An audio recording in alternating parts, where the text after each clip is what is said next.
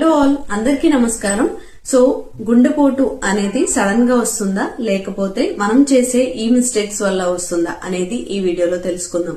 ఒకవేళ మీ friends and ఫ్యామిలీలో ఎవరైనా సరే నేను చెప్పబోయే ఈ మిస్టేక్స్ ని చేస్తున్నట్లయితే ప్రతి ఒక్కరికి కూడా ఈ వీడియోని చేరేలాగా చూడండి. ఎందుకంటే ఈ రోజుల్లో ప్రతి ఒక్క ఏజ్ గ్రూప్ లోనూ హార్ట్ అటాక్ అనే సమస్య చాలా ఎక్కువగా కామన్ గా ఉంటుంది. దాన్ని మనం ఎలా అయినా ఎదుర్కోవాలి. సో ఈ వీడియో ద్వారా అయినా సరే 10 మందికి తెలిసేలాగా చూడండి. చాలా మంది చేసే మిస్టేక్స్ ముందు నుంచి మనకి హార్ట్ బ్లాక్స్ అనేవి ఏర్పడతాయి మనం చేసే మిస్టేక్స్ వల్ల. దీన్నే మనం అథెరోస్క్లెరోసిస్ అని అంటాం. అంటే మన గుండెలో ఉండే రక్తనాళాల్లో కొవ్వు అనేది క్రమక్రమంగా పేరుకుపోవడం వల్ల ఒకరోజు బ్లాక్ అనేది ఎక్కువగా ఫామ్ అయిపోతుంది. దీని వల్ల హార్ట్ అటాక్ వస్తుంది. సో మరి అలాంటి తప్పులు ఏంటో తెలుసా?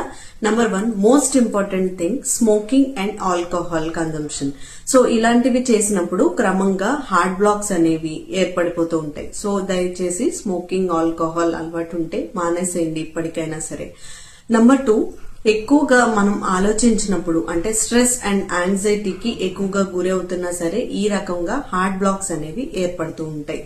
నంబర్ 3, మనం ఎక్కువగా జంక్ ఫుడ్ తినడము, స్వీట్ క్రేవింగ్స్ ఉంటే స్వీట్ ఎక్కువగా తినడము, కూల్ డ్రింక్ ఎక్కువగా తాగడము, ఇలాంటివి చేసినా సరే ఈ రకమైన ప్రమాదం అనేది చాలా ఎక్కువగా ఉంటుంది.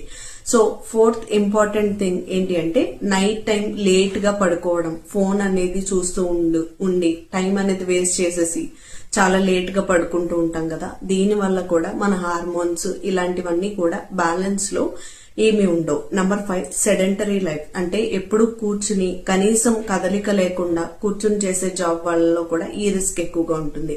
సో మరి ఇవన్నీ తగ్గించుకుంటే హార్ట్ రిస్క్ అనేది మనం ఖచ్చితంగా తగ్గించుకోవచ్చు. సో ఇలాంటి మరెన్నో ఇంట్రెస్టింగ్ ఫ్యాక్ట్స్ కోసం ప్లీజ్ సబ్స్క్రైబ్.